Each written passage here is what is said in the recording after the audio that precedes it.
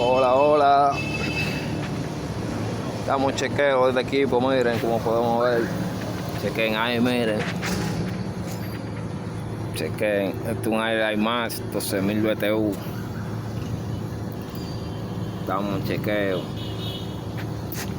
Chequen ese compresor, miren.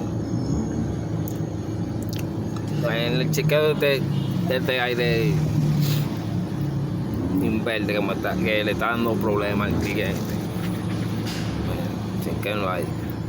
Para empezar, lo primero, prendimos el equipo, ¿no verdad? Prendimos el equipo, le checamos su presión.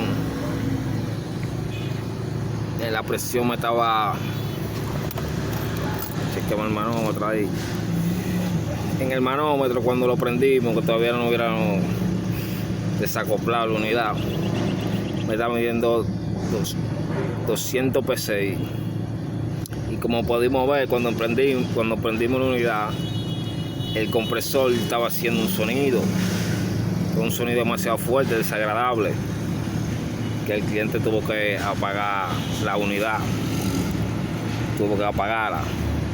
Y miren la aguja ahí como quedó más para abajo del cero, quedó en el tope ahí del reloj del manómetro, miren, como se puede ver ahí. Chequenlo ahí. Entonces, chequen el compresor, miren ese compresor como quedó ahí, que está todo corroído, tiene óxido, miren, como podemos ver ahí, miren.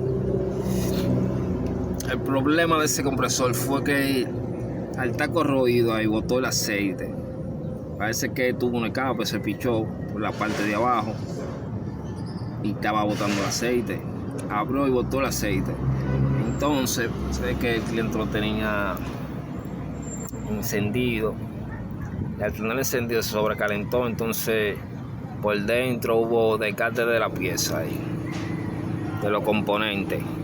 Por eso me estaba haciendo el sonido y el equipo está dando el problema.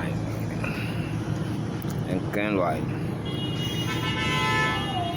Para solucionar ese problema va a haber que cambiarle ese compresor. Compresor inverte 12.000 BTU. Chequenlo ahí.